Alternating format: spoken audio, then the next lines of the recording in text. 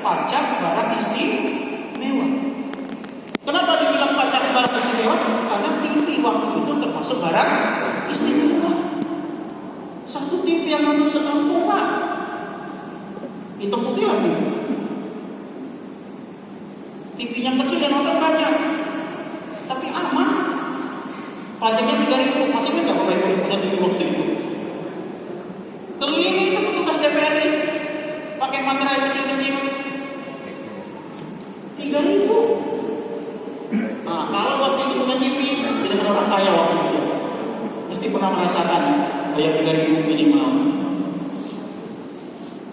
Yang ketiga, hadis yang disampaikan oleh Abu Daud, ya, la yadkhulul jannata shahibul maqsad. Tidak akan masuk surga orang yang menarik pajak.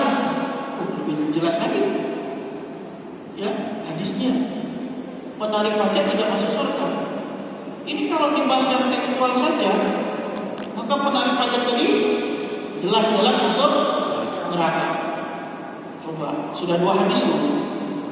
Padahal orang senang Pak kalau dapat kerja di biaya cukai, apalagi di pajak. Terkenal dengan apa? Tempat basah. Basah-basah itu senang orang ternyata. Ya.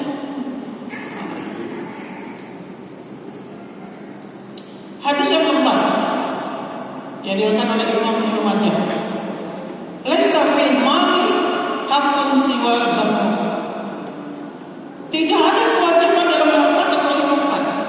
Ini menunjukkan bahwa tidak ada kewajiban orang Islam itu kecuali bayar zakat. Maka pajak tidak ada dalam Islam. Ini hadisnya. Oke, selanjutnya kelima. Ya. Fawalladzi nafsi biyadihi, demi zat yang jiwaku berada di tangannya, sesungguhnya perempuan-perempuan itu telah benar-benar bertaubat sekiranya seorang pemungut al-mas pemungut pajak bertaubat sebagaimana taubat wanita itu, niscaya dosanya akan diampuni. Hadis ini panjang banget. Hadis ini tentang seorang sahabat dari golongan perempuan itu yang berzina lalu bertobat. Ya. Lalu dia akan bertobat, dia akan hukumannya adalah rajam. Rajam itu apa? Rajam itu hukuman berzina yang diberikan kepada orang yang sudah pernah menikah. Caranya bagaimana? Ditanam separuh badan, lalu dilempar ke batu. Kemudian Khalid bin Walid melempari dia dengan batu yang besar, sahabat yang lain ikut. Maka muncullah hadis. Ya. Jangan keras-keras. Ya. Seandainya kamu tahu bagaimana tobatnya wanita ini, nah itu begitu. Ya. Nah, lalu ada sambungan terkait dengan petugas pajak. Nah, itu asal hadisnya itu. Jadi asal hadisnya itu bukan langsung berbicara tentang pajak, tapi asbabul wurudnya terkait dengan orang yang dihukum raja. Kenapa? Ya. Ini hadisnya nih dari Imam Ahmad. Dikatakan Allah tazlimu, sampai dikatakan 3 kali. Janganlah kalian berbuat zalim. Sesungguhnya tidak halal bagi seseorang muslim kecuali dengan kerelaan dari pemiliknya. Nah, jadi dikatakan di sini kata Nabi jangan berbuat zalim sampai 3 kali. Ya. Harta itu tidak halal kecuali apa? Kecuali ada kerelaan pemiliknya. Jadi di sini ada satu ayat namun tidak langsung berbicara tentang pajak. Ada ya hadis juga yang tidak berbicara tentang pajak tapi dimasukkan. Kemudian ada 3 hadis yang berbicara tentang apa? Berbicara tentang berkaitan dengan pemungut pajak. Nah ini adalah dalil-dalil yang digunakan oleh orang-orang yang mengatakan bahwa membayar atau penarik pajak itu adalah haram. Nah sekarang kita lihat nih, ya Bapak Ibu, inna sahibal maksi fitnah, ya,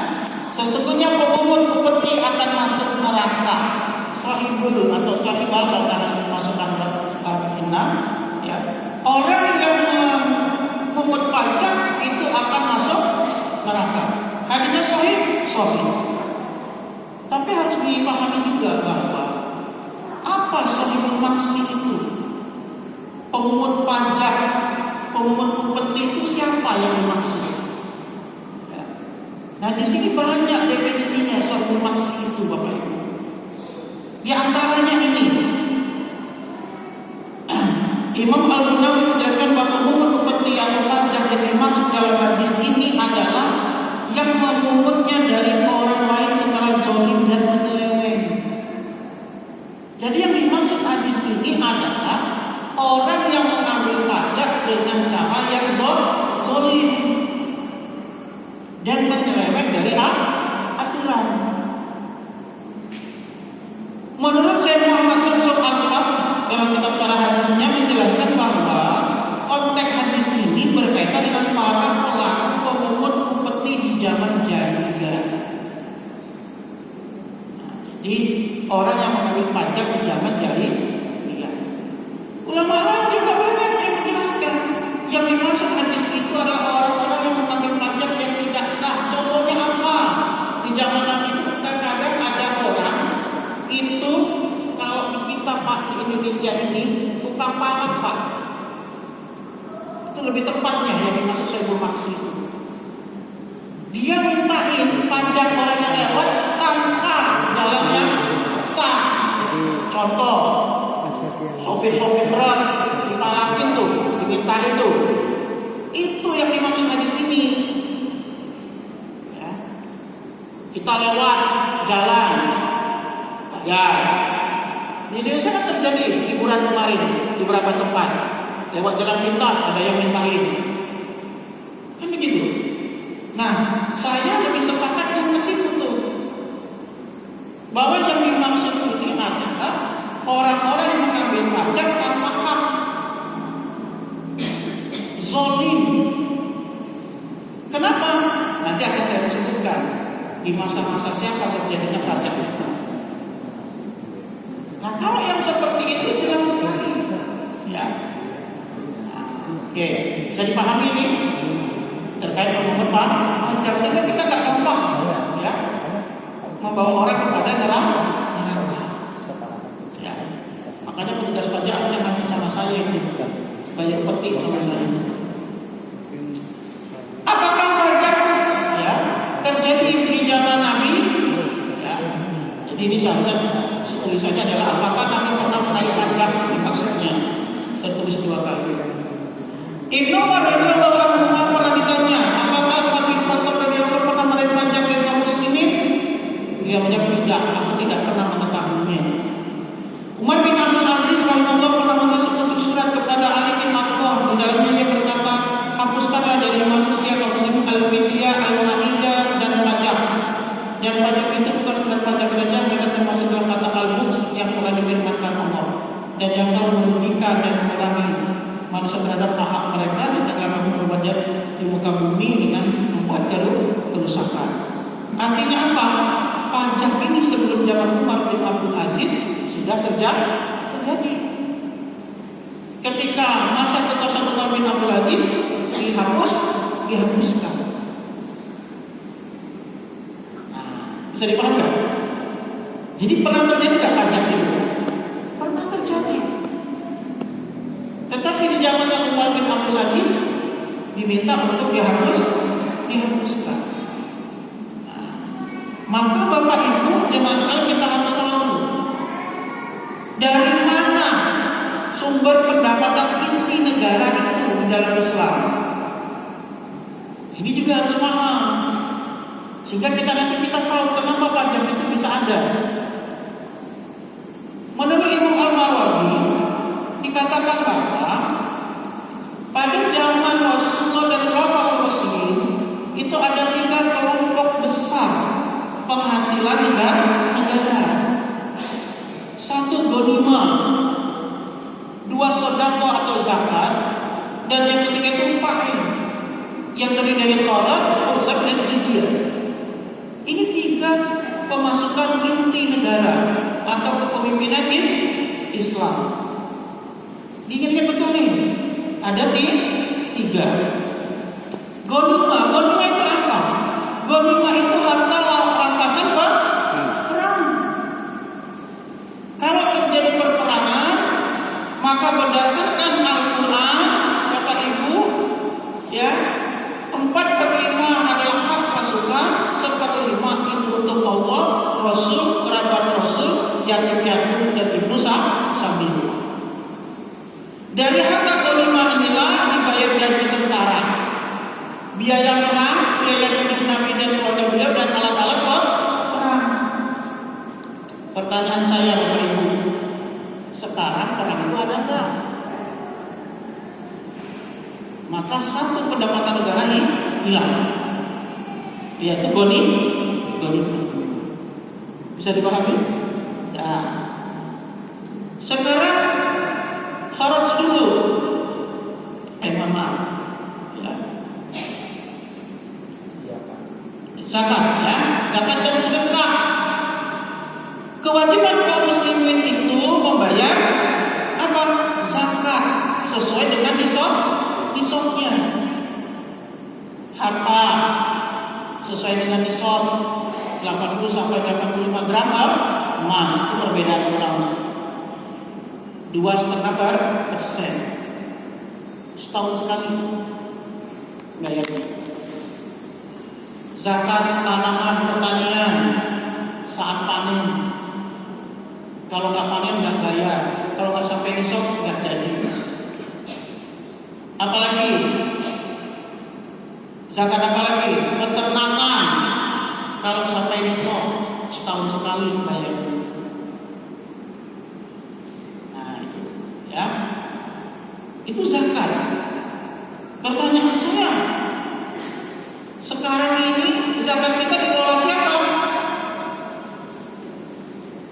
Apakah langsung negara? Iya, kita bukan negara Islam.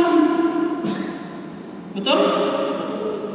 Lalu yang bangun jalan pakai dana apa? Iya kan? Terkait zakat saja ada yang orang miskin malah lupa bayar zakat. Ya. Oke, tambahin. Kemudian ada faiz. Harta rampasan yang diperoleh oleh kaum muslimin dari musuh tanpa terjadinya pertempuran. Ya. Kemudian dibagi. Faiz pertama kali diperoleh Nabi dari suku Bani Nadir, suku bangsa Yahudi yang melanggar perjanjian Madinah. Maka pertanyaannya, negara kita bukan negara Islam, bisa nggak ambil faiz ini? Nggak bisa. Dia nggak berlaku kan? Nggak berlaku. Dari faiz itu ada kharaj, sewa tanah yang dipungut dari non muslim. Non muslim bayar kharaj nggak kepada kita di Indonesia? Enggak, karena bukan negara Islam. Ya, usru. Ya. Biaya masuk yang dikenakan kepada semua pedagang yang melintas perbatasan negara, yang wajib dibayar hanya sekali dalam setahun. Kalau ini diberlakukan, miskin nggak negara jadinya? Hanya setahun sekali. Ini bisa berlaku nggak? Nggak bisa, karena negara kita bukan negara Islam. Jizyah, upeti atau pajak kepala adalah pajak yang dibayarkan oleh non-muslim ahli kitab untuk menjamin perlindungan mereka. Ya, properti, tempat ibadah dan lain sebagainya.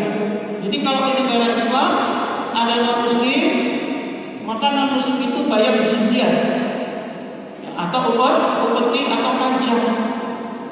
Pertanyaan saya, di Indonesia ada nggak orang kafir bayar pajak kepada umat Islam?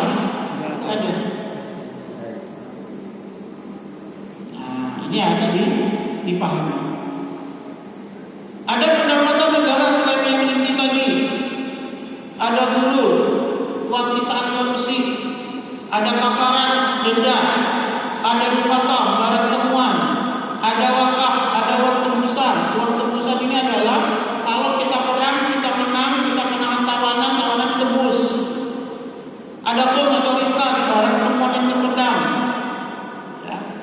pinjaman, ada amal fadl. Apa? Harta yang bersumber dari kaum muslimin yang meninggal tanpa ada ahli waris. Jadi kalau ada orang yang meninggal tanpa punya ahli waris, maka hartanya dikuasai oleh negara. Ada nawaib, pajak yang jumlahnya besar dibebankan pada kaum muslimin dalam rangka mendukung belanja negara masa-masa darurat. Yang ke-10 adalah hadiah. Ini pendapatan negara di dalam Islam di luar pendapatan inti. Islam itu pernah jaya, Bapak Ibu. Islam pernah jaya. Di masanya siapa? Khalifah Umar bin Khattab, Umar bin Abdul Aziz, Khalifah Harun al-Rasyid, dan masa-masa selanjutnya. Islam pernah jaya. Sehingga Islam pada saat itu membebaskan namanya pajak. Sekarang ada nggak negara Islam yang bebas pajak? Ada. Bahkan ada rakyatnya yang berhutang dibayari. Tapi syaratnya satu, syariat Islam. Indonesia syariat Islam tidak. Halo? Tidak. Wajar nggak bisa melunasi hutang. Yang non Islam dikenai pajak. Non Islam dikenai pajak. Kalau negaranya Islam kok? Di Saudi juga. Iya. Kalau negara Islam non Islam kena pajak. Karena itu disebut jizyah. Nah ini, ya. Mereka nggak protes ya? Kenapa? Mereka nggak protes. Ya enggak. Karena tahu diri apa? Iya. Bagi non Islam biasa saja bayar pajak itu. Kita, Bapak Ibu, bukan membela terkait dengan naik pajak, ya. Indonesia ini kalau dibanding negara-negara maju masih termasuk kecil sebenarnya. Kita jangan bandingkan rakyat yang rakyatnya sedikit, bandingkan itu dengan rakyatnya yang sama-sama banyak. Kita kadang nggak sebanding membandingkan orang. Indonesia dibandingkan dengan negara yang rakyatnya sedikit. Oh di sana pajaknya cuma 10%, fasilitasnya begini. Itu rakyatnya sedikit. Iya kan? Bandingkan dengan rakyatnya sama-sama banyak, pajaknya besar. Eropa Pak 40% Pak dari penghasilan. Kalau dibangun di Indonesia, masalah Pak. Iya. Eropa 40%. Kenapa? Tapi fasilitasnya dilengkapi. Sebanding dengan yang didapat. Nah, ini dia.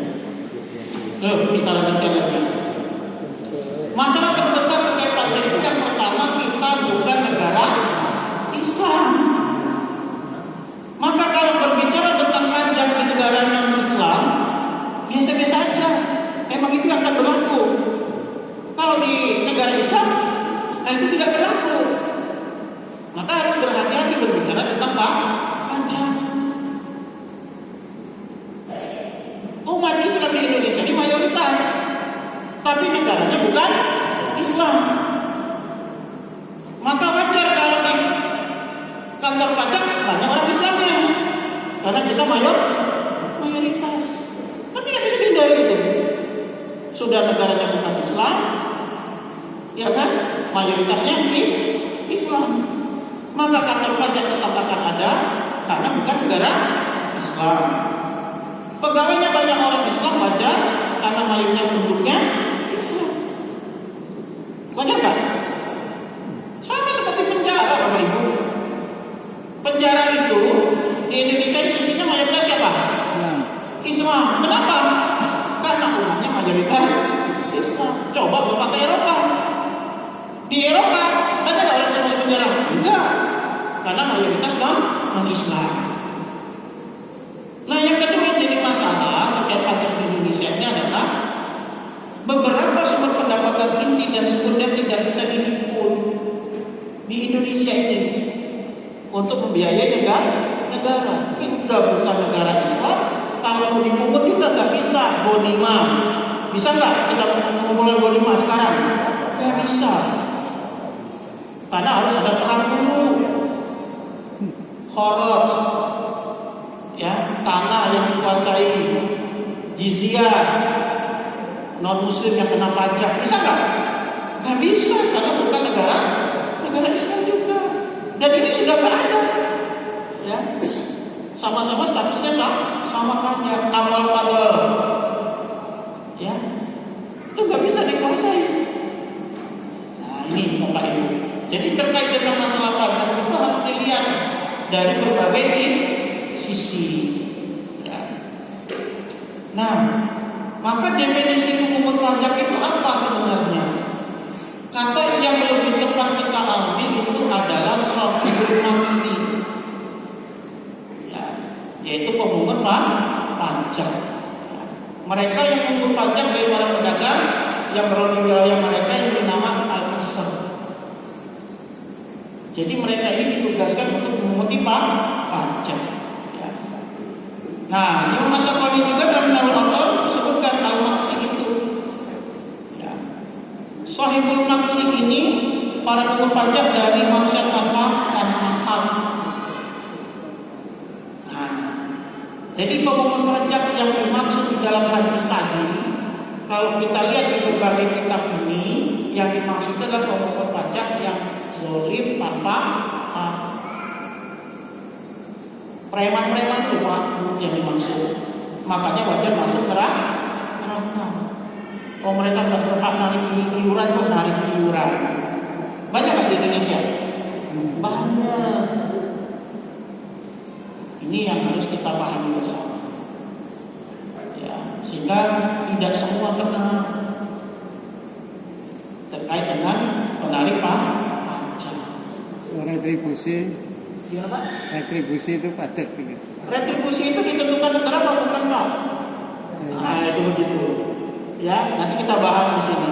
Zaman siapa yang pernah melakukan pajak? Padanan kata untuk pajak itu adalah ad-daribah, artinya beban. Ya.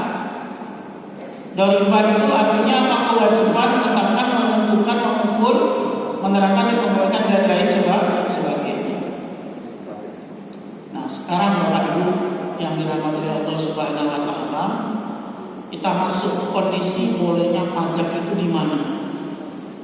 Pada masa pemerintahan Amirul Mukminin Yusuf bin Tashfin di Andalusia, beliau membutuhkan uang untuk mempersiapkan pasukan dan menghadapi musuh.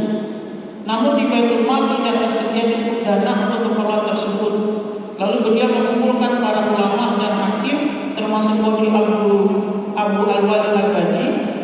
Mereka semua dengan suara bulat mengatakan bahwa diperbolehkan mengambil dari kaum muslimin sejumlah yang diperlukan untuk memenuhi kebutuhan tersebut. Jadi pada masanya Amirul Mukminin Yusuf bin Tashfin ini, negara kekurangan dana. Jadi dana dari ghanimah, fani, zakat itu udah nggak bisa mencukupi. Maka dilakukan penarikan dana di luar itu. Itulah yang disebut orang pajak. Karena melihat kondisi seperti itu, maka pajak itu diperbolehkan. Karena dana negara tidak mencukupi untuk memenuhi. Kita lihat lembaga yang membolehkan pajak. MUI membolehkan, PBNU membolehkan, Mufti Mesir membolehkan. Kenapa? Karena memang untuk menghidupi negara. Nggak ada dananya tentang itu. Dan kondisinya tidak memungkinkan kalau menggunakan dana zakat. Termasuk Muhammadiyah. Sabar, belum selesai. Nah, kenapa kok ada yang membolehkan? Maka kita lihat kondisi yang terjadi sekarang ini. Ya, karena dana yang ada itu tidak mencukupi untuk pengelolaan negara. Bapak Ibu, saya mohon maaf. Ya. Saya ini ngajar, termasuk salah satunya terkait dengan zakat, infak dan sedekah. Kalau mau dihitung, itu masih belum bisa mencukupi kalau umat Islam tidak punya kesadaran. Negara kita dengan pajak saja, jumlah perguruan tinggi negerinya saja masih banyak Muhammadiyah. Rumah sakit Muhammadiyah membantu mendirikan rumah sakit yang banyak ini. PKU, panti asuhan, panti jompo. Ya. Bayangkan kalau tidak ada organisasi yang peduli untuk membangun seperti Muhammadiyah, apa yang akan terjadi? Rumah sakit nggak bisa menampung, sekolah pemerintah nggak bisa nampung, perguruan tinggi pemerintah nggak bisa nampung. Orang yang mau sekolah, orang yang mau berobat, iya. Coba bayangin tuh, ya kan? Itu saja dibantu dengan lembaga keislaman, Muhammadiyah, NU, dan lainnya nggak bangun sekolah juga kan? Masih ada nggak yang nggak bisa sekolah? Artinya negara dengan pajak saja masih belum mampu gitu. Nah, ini. Zakat tidak semua dari kita itu sadar dengan bayar zakat, dan zakat di Indonesia itu masih gimana sifatnya? Terpecah-pecah kan? Belum dikelola menjadi satu kesatuan. Setiap lembaga Islam punya sendiri, betul tidak? Lalu bagaimana itu akan bisa menjadi pengelolaan negara? Lalu negara pakai apa? Kalau bukan pajak. Lalu ada yang berteriak, dirikan negara Islam. Menarik kan? Bisa nggak? Nah, itu begitu. Ya. Maka ketika berbicara pajak, lihat kondisi yang ada. Ya. Ini terkait dengan ayat. Nah, lalu adalah pandangan Muhammadiyah itu seperti apa? Nah, Muhammadiyah sebagai sebuah lembaga Islam yang taat pajak. Jadi Muhammadiyah itu kalau suruh bayar pajak, bayar. Halo? Orang berkuar-kuar tentang pajak tapi bayar pajaknya susah. Muhammadiyah itu taat pajak. Ini amal usaha Muhammadiyah itu kena pajak, Pak. Iya. Bayar nggak? Bayar. Nah, kenapa Muhammadiyah mau bayar? Kan begitu ya. Nah, ini saya bacakan bagaimana fatwa dari Muhammadiyah. Jadi apa yang dilakukan negara dengan mewajibkan pajak harus dipahami dan dibaca dalam konteks kondisi darurat, di mana kondisi darurat itu bisa membolehkan sesuatu yang dilarang sebagaimana ditegaskan dalam salah satu kaidah fikih, ad-daruratu tubihul mahdzurat, bahwa kondisi darurat itu dapat membolehkan hal yang dilarang. Berangkat dari penjelasan di atas, maka bekerja pada kantor perpajakan dan biaya cukai adalah diperbolehkan. Kenapa? Karena umur pajaknya saja boleh, mewajibkan pajak saja boleh. Maka bekerja di kantor pajak itu boleh. Karena gajinya diterima pegawainya adalah halal, sebab pemungut pajak dalam kondisi yang telah kami kemukakan adalah dibenarkan. Lain halnya apabila kebutuhan negara dapat dipenuhi dengan pendapatan lain non pajak. Nah, di sini ada catatan. Kalau negara sudah mampu memenuhi kebutuhannya tanpa pajak, maka nggak boleh lagi. Paham maksudnya? Jadi Muhammadiyah itu membolehkan karena kondisi darurat. Jadi kalau nanti negara itu sudah mampu mencukupi seperti Brunei Darussalam, nggak boleh lagi ada pajak. Tapi kalau sudah tidak tercukupi lagi, maka dibolehkan karena kondisi darurat. Kita lanjutkan. Adapun hal yang tidak diperbolehkan adalah apabila orang bekerja melakukan penyimpangan yang melanggar aturan agama maupun negara, seperti menerima suap, melakukan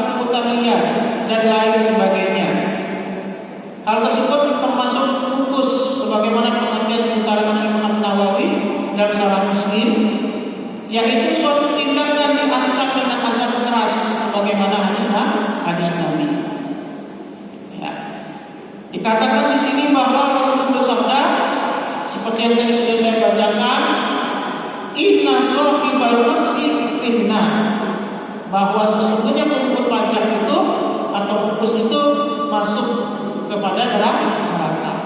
Artinya apa? Muhammadiyah sepakat makna hadis ini, bahwa orang yang mengambil harta secara zalim, ya tidak sesuai aturan, itu yang dimaksud hadis ini, dan dia masuk neraka. Dalam Islam, zakat adalah satu-satunya kewajiban terhadap harta yang harus dibayarkan.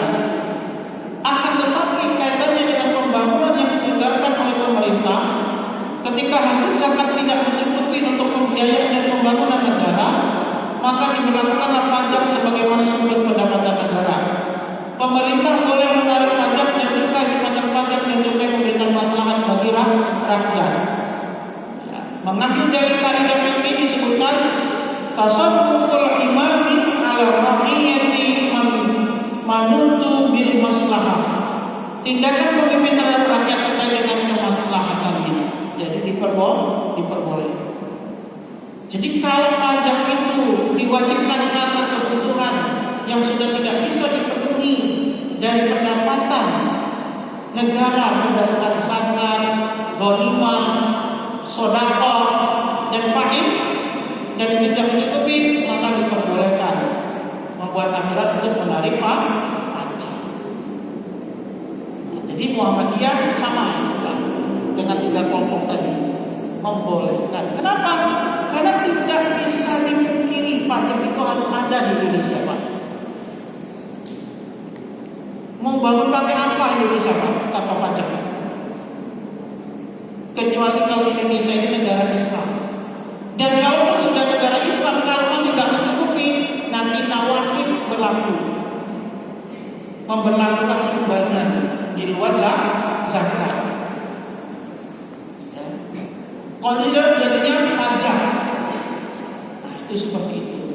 Jadi ketika berbicara hukum Islam itu tidak serta-merta langsung tekstualis dimakan mentah-mentah.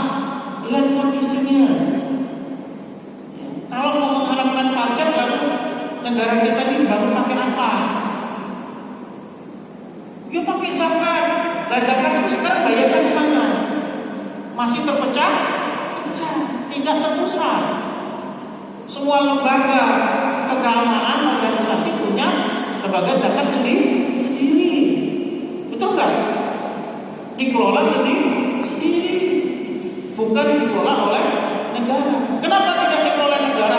Karena negara kita bukan Islam. Tidak boleh dia kelola zakat karena bukan negara Islam. Nah, itu begitu. Lalu adanya pajak. Kenapa pajak? Karena itulah yang bisa untuk membangun negara. Kalau tidak ada pajak, negara modalnya dari mana? Jadi kan mau sumbangan setiap Jumat, infakannya masih 1.000. Halo?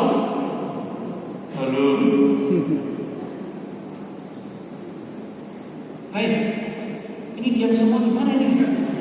Serius amat persatunya? Mikirin pajak. 12%. Sudah dibatalkan, Pak. Tapi masih dipotong. Iya. Pak, biasa saya cek dipotong, Pak. Iya. Teman saya itu sudah miliaran yang bayar pajak. Karena memang nggak bisa dipungkiri pajak itu. Kalau negara itu bukan negara Islam. Ketika negara Islam itu kalau dana nggak cukup, pajak bisa diberlakukan.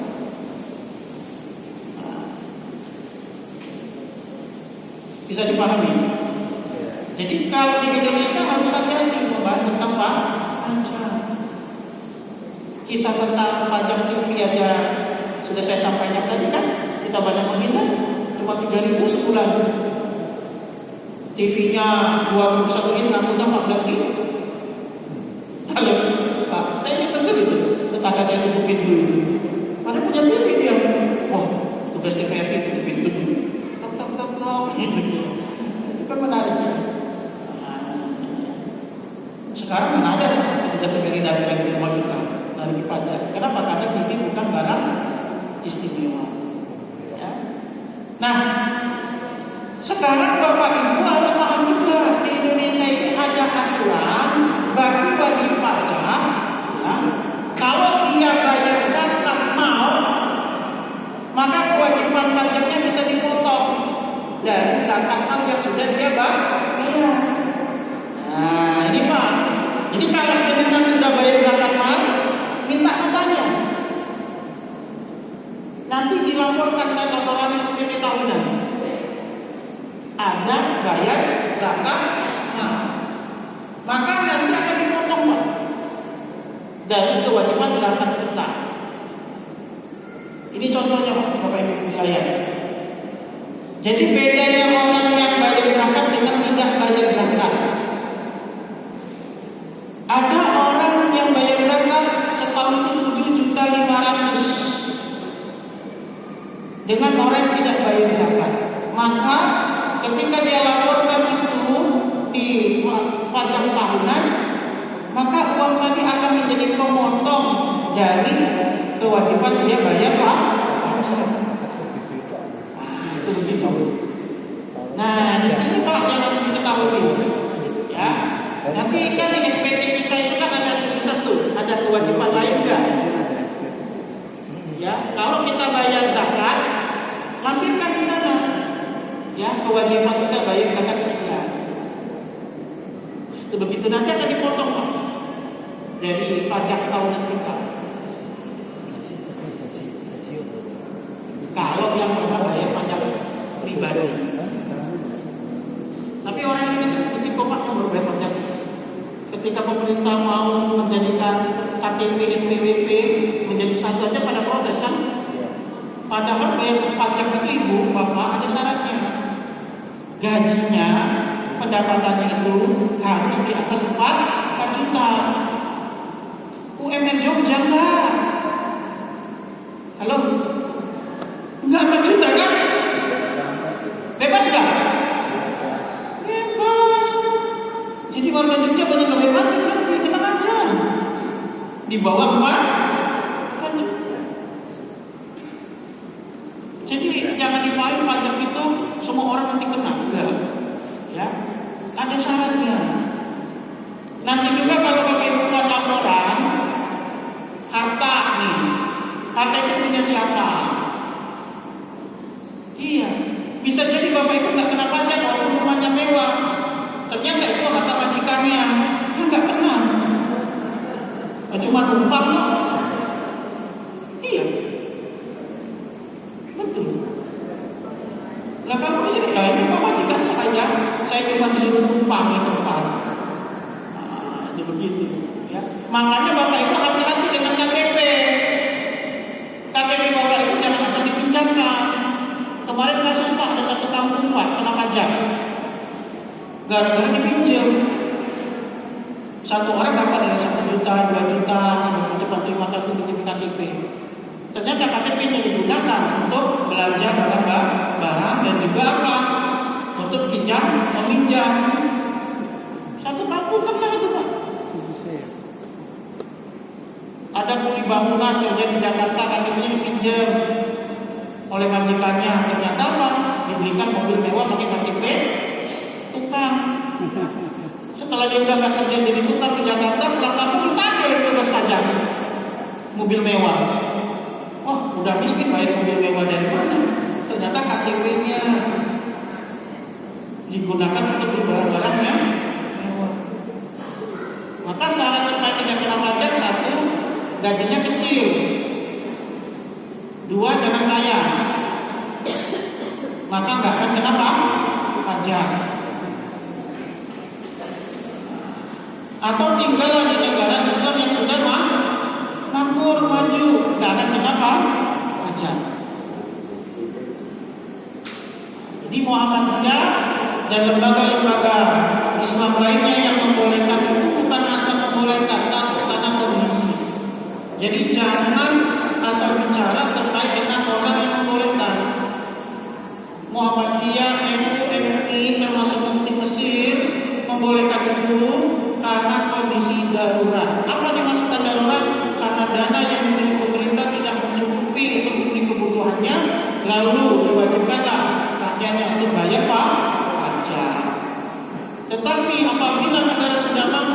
membiayai negaranya sendiri, kebutuhan negara, maka tidak boleh lagi menarik pajak. Bisa dipahami Bapak Ibu? Jadi jangan lalu membolehkan Muhammadiyah pajak, padahal hadisnya jelas. Pahami Indonesia ini statusnya apa, pendapatannya dari mana. Termasuk ya, kamu yang kerja di kantor pajak keluar kalau nggak mau masuk neraka. Terus yang kerja siapa? Nanti kalau yang kerja non muslim ribut lagi. Ini orang Indonesia suka ada nggak mau? Nah ini maka pahamilah kondisi yang Islam itu tidak berat kecuali orang yang berat-beratkan. Islam itu mudah tapi nggak boleh diremehkan. Asal-asalan nggak boleh. Ya, maka harus berhati-hati terkait dengan masalah hukum. Sehingga mohon maaf Pak, ada orang tuanya keluar Pak dari kerjanya di kantor pajak, gagal pembahasan hadis tadi. Apa yang terjadi Pak? Nggak siap kenyataannya Pak. Dia hanya termotivasi saja. Kalau dia keluar dan nggak siap menghadapi kondisi. Apa yang terjadi Pak? Kekacauan dalam rumah tangga. Tapi kalau siap, ya monggo. Saya harus keluar dari biaya cukai dan pajak. Kenapa? Karena itu haram menurut agama saya. Silakan. Kalau memang kuat dan bisa. Tapi kalau enggak, jangan memaksakan. Karena ada kelompok yang masih membolehkan dengan alasan kondisi. Begitu Pak. Ya, maka harus dipahami dengan baik Islam itu seperti apa. Dapat menentukan hukum. Jangan langsung menyamakan yang negara kita ini dengan negara yang sudah berhukumkan Islam. Kalau sudah berhukum Islam Pak, petugas zakat akan mendatangi rumah kita Pak. Iya, rumah kita akan didatangi. Bukan kita yang bayar. Tapi perintah Al-Quran Pak, datangilah. Jadi zakat itu diambil Pak. Iya kan? Orang kan datang ke rumah kita, diceknya rumah kita, diceknya harta kita, tabungan kita, dicatatnya kapan mulai nyimpan. Lalu kamu bayar zakat sudah masuk haulnya 1 tahun. Kamu nanam apa lombok, panennya berapa? Datangi Pak.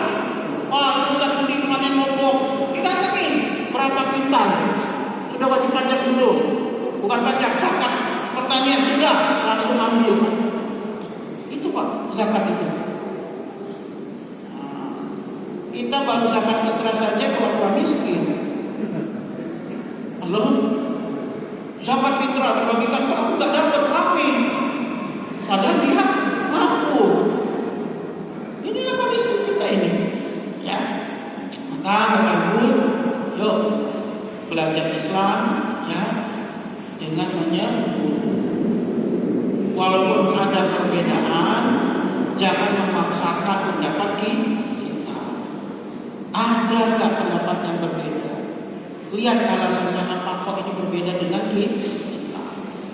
Kemudian yang kedua, ketika perbedaan itu terjadi, bukan untuk memusuhi, lalu menghina dan menyakiti yang berbeda. Nah ini harus dipahami Pak. Karena umat Islam sekarang ini kayak nggak boleh beda Pak. Kalau beda salah, sudah salah sesat, sudah sesat mereka jadinya. Padahal Islam nggak begitu. Pernah lihat yang kayak gitu? Beda dengan dia, itu salah. Loh, salah itu gimana? Mungkin pendapatnya banyak yang berbeda. Bukan ijma ulama. Nah, saya kira begitu Bapak Ibu sekalian. Ya, sudah 17.50. Dibuka pertanyaan enggak? Cukup? Satu ya? Satu aja. Satu aja Pak. Ada yang lain? Satu saja deh. Singkat saja. Singkat aja Pak. Assalamualaikum warahmatullahi wabarakatuh. Waalaikumsalam. Kalau pajak itu dipungut dari perdagangan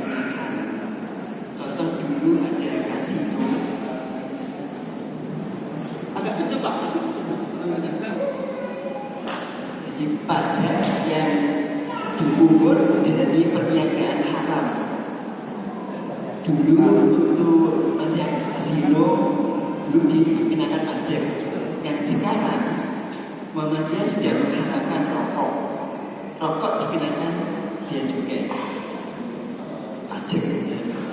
Dan di sini hukumnya apa ini diketuai negara dengan perniagaan yang haram. Terima kasih. Oke, baik. Nah, Muhammadiyah dan lembaga yang lain seperti MU, ya, MUI termasuk Mufti Mesir dan Muhammadiyah sudah menyarankan apa? Terkait dengan pajak dari barang-barang haram, maka itu juga haram. Nah, itu begitu. Dan menyarankan tidak memanfaatkan barang-barang haram menjadi konsep pajak, penerimaan pajak. Kalau sudah jelas haram kok, apalagi pajaknya sama haramnya. Ya, jadi tidak boleh juga, Pak. Nah, inilah yang menjadi kerancuan dalam pajak negara itu. Bercampurnya antara pajak halal dan pajak haram. Lalu Pak, untuk pertanyaan baru, Pak, ini merembet nanti. Apa untuk gaji PNS? Begitu Pak. Halo, yang PNS langsung. Banyak. Apa untuk gaji PNS karena bercampur dengan pajak haram? Sah nggak Pak? Ada dua kelompok Pak, tinggal pilih mau yang mana. Pilih yang sah. Haram, halal. Nah, baru pilih yang mana? Halal. Kalau siap haram keluar dari PNS, belum siap pilih yang halal. Karena bercampurnya tadi antara pajak yang halal dengan yang haram. Negara kita kan masih membolehkan pajak. Dari mana Pak? Miras. Minuman keras, bukan es batu ya. Nah, itu Pak. Itu kan bercampur dia dengan pajak yang halal. Hukumnya apa pajaknya tadi? Haram. Nggak boleh juga. Karena barangnya haram, maka pajaknya pun haram. Nah, dia bercampur lagi ya, akhirnya menjadi dana, termasuk riba. Negara kita utang nggak Pak? Utang, riba nggak? Riba, bercampur lagi ya. Jadi pendapatan negara, lalu masuklah itu ke kas-kas PNS itu. Hukumnya apa Pak? Kalau yang setuju dengan yang haram, segera keluar dari PNS. Yang nggak setuju, masuk yang halal, tetaplah di sana. Darurat. Nah, lembaga Muhammadiyah seperti MUI, Muhammadiyah dan NU itu tidak mengharapkan gaji PNS, Pak. Silakan. Kenapa? Karena tidak tahu gaji mana dari yang mana. Karena kalau kita langsung menghukumi itu ainnya haram, sumbernya, nah itu semua kena nanti Pak. Karena ada percampuran. Belum lagi terkait dengan uang kertas, ya kan? Nah ini Pak, jadi menarik Pak. Jadi Muhammadiyah, MUI, Mufti Mesir itu tidak mengharapkan orang bekerja di negara itu yang sumber dananya itu nggak jelas itu. Kenapa? Kita nggak tahu dana yang dari mana. Nanti akan berkembang Pak pertanyaannya. Kalau ada melacur beli makanan tempat kita, boleh nggak kita terima? Kan kerjanya melacur. Ayo Pak, boleh nggak? Itu akan berkembang ke sana. Ya, Bapak Ibu ya. Jadi pahami kondisinya. Maka ulama itu sesuatu yang tidak jelas, ya kepastiannya nggak usah dibahas Pak. Masuk nyumbang masjid. Nyumbang masjid. Kita kan nggak tahu nih orang kami dari mana. Tiba-tiba ada orang nyumbang, ya kan 1 M untuk bangun masjid. 2 tahun berikutnya ditangkap KPK. Apa mau dikembalikan sumbangannya? Enggak. Sumbangan tetap sah Pak. Yang orang bagi yang nyumbang. Nah itu yang dipahami Pak. Sumbangannya sah, yang haram adalah yang nyumbang. Karena menggunakan harta yang haram, maka tidak ada manfaat bagi dia. Yang disumbang nggak berpengaruh Pak. kami? Tak berpengaruh. Maka hati-hati yang nyumbang-nyumbang dari uang haram. Gak ada masalah maslahatnya di sana. Tertolak. Tapi uang infak itu halal bagi yang diterima. Enak ya Tamir ya. Nanti dia ada masih 1 M terima aja, gak usah nanya. Bapak kerjanya apa? Gak usah, terima aja. Nanti jadi tahu itu gak haram Pak. Nyumbang 1 M, apa? Zakat mal. Nyumbang zakat mal selesai Pak 1 M. Usahanya apa? Dagang. Dagang apa? Dagang perempuan. Haram. Judul. Zakat pertanian. Pertanian apa? Ganja. Ya nggak boleh. Maka hati-hatinya tuh jangan inilah ya berlebih-lebihan. Ya. Maka kehancuran itu karena terlalu banyak tanya. Itu begitu. Itu ya Pak ya. Jadi Bapak kalau nanya satu Pak tentang uang, ini akan merembet Pak. Kemana-mana Pak jadinya. Termasuk nanti AR para pemateri. Wah itu halal nggak? Jadi masalah itu Pak karena yang itu nggak jelas ini. Iya kan? Nah, begitu Pak. Berat sekali kan jadi ustaz itu. Makanya banyak nggak mau jadi ustaz itu. Oke, cukup ya. Jangan ditanya itu nasinya nanti dari mana ya. Nanti gak jadi makan juga kan. Oke, terima kasih Bapak Ibu sekalian. Semoga apa yang kita pelajari menjadi hikmah bagi kita dan kekuatan teman kita. Assalamualaikum warahmatullahi wabarakatuh. Waalaikumsalam warahmatullahi wabarakatuh. Terima kasih diucapkan kepada Ustaz Budi Jayapura yang telah menyampaikan materi terkait hukum menarik pajak. Dan ini materi yang sangat menarik sekali. Dan intinya dari pandangan Muhammadiyah, utamanya kita hukum pajak itu diperbolehkan karena ada kondisi negara kita itu masih mengambil dari sisi pajak untuk pembangunan negara. Oke, itu saja dari kami. Mari kita tutup kajian pada sore